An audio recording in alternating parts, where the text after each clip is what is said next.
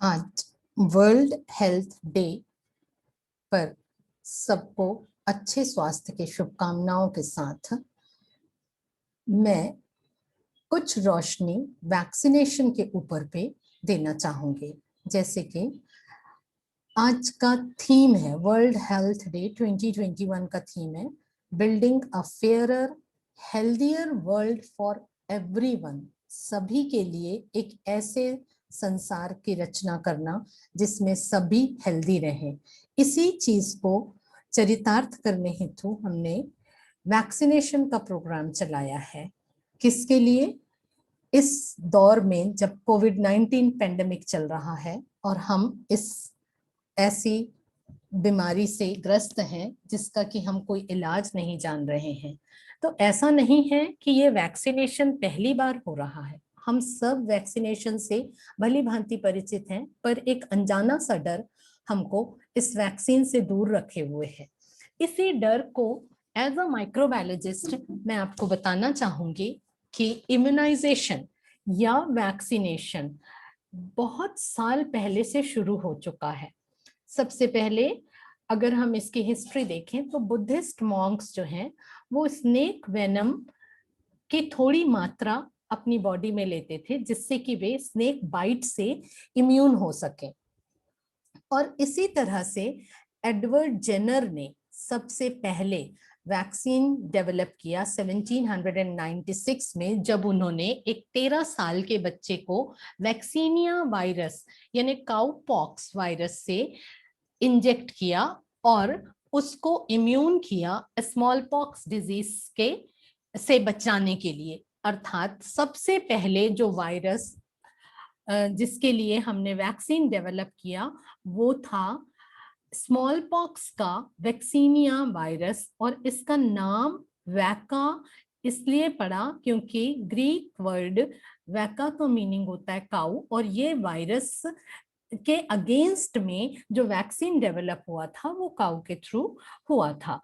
तो small pox vaccine सबसे पहले 1798 में डेवलप हुआ और हम 1979 तक के स्मॉल पॉक्स से ग्लोबल इरेडिकेशन कर सके, यानी ग्लोबली हमने स्मॉल पॉक्स को हटा दिया। वो भी एक वायरस था और उसको हम इस वर्ल्ड से, इस ग्लोब से हटाने में कामयाब रहे। तो फिर आज ये डर क्यों? इसी तरह से लुईस पास्चर ने कॉलरा का वैक्सीन डेवलप किया, एंथ्रेक्स का वैक्सीन डेवलप किया, फिर हमारे बीच में प्लेग का वैक्सीन डेवलप हुआ, फिर बहुत सारे बैक्टीरियल वैक्सीन डेवलप हुए और डिप्थीरिया का वैक्सीन, पर्ट्यूसिस का वैक्सीन, पोलियो का वैक्सीन। और आज के डेट पे हम बहुत सारे वैक्सीन से इरेडिकेट उस बीमारी को इरेडिकेट करने में सफल हो रहे हैं। जैसे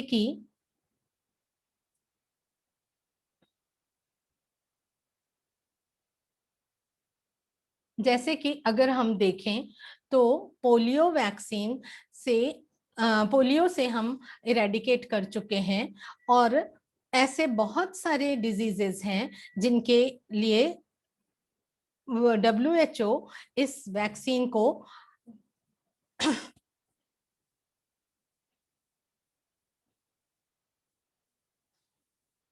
WHO की मदद से हम इन बीमारियों को हटाने में कामयाब होना चाह रहे हैं।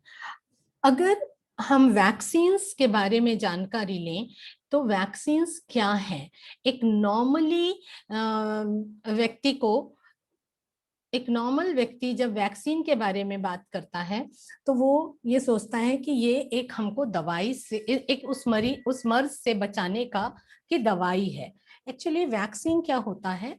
Vaccine attenuated form of that virus और बैक्टीरिया या उस एंटीजन का एटेन्यूएटेड पार्ट होता है, उसका प्रोटीनेशियस पार्ट जो हम अपनी बॉडी में डालते हैं, जिससे वो बीमारी नहीं होती है बल्कि उससे हमारी बॉडी उसके अगेंस्ट एंटीबॉडीज बनाती है। और जब कभी हमारे बॉडी में उस ऑर्गेनिज्म का संक्रमण होता है या वो ऑर्गेनिज्म आक्रमण करता है तो हमारी बॉडी उससे सुरक्षा प्रदान करती है। एक कवच तैयार होता है, वैक्सीनेशन करने के बाद में एक कवच तैयार होता है। आप अपने घर की हिस्ट्री उठा करके देखें, आपने अपने बच्चों को जितने वैक्सीन लगाए हैं उनको लगाने के बाद में क्या बच्चे आपके उन बीमारियों से बचे नहीं हैं? अगर आपके बच्चे उन बीमारियों से बचे हैं तो आज हम इस भ्रम में क्यों रहें कि कोरोना का ये वैक्सीन लगाने से कुछ नहीं होगा, या हमको एज अ ट्रीटमेंट या as a guinea pig use किया जा रहा है, या हम इस वैक्सीन को लगाने से कुछ गलत हो सकता है। हाँ, कभी कभी ये होता है कि हर किसी की बॉडी उस तरह से एक्टिव नहीं होती है, या उसके बी सेल्स या उनका इम्यून सिस्टम कमजोर होता है, या बॉडी में कुछ ऐसे जेनेटिक्स डिसऑर्डर्स होते हैं जिनके कारण वैक्सीनेशन फेल हो सकता है।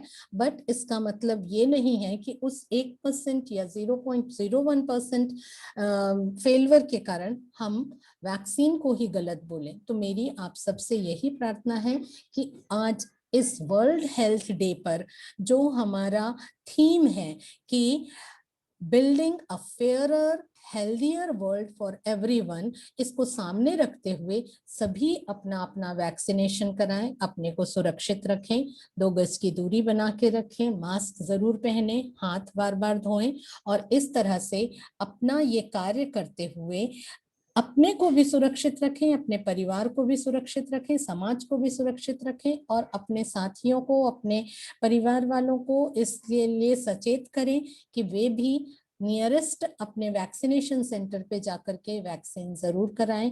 Thank you very much.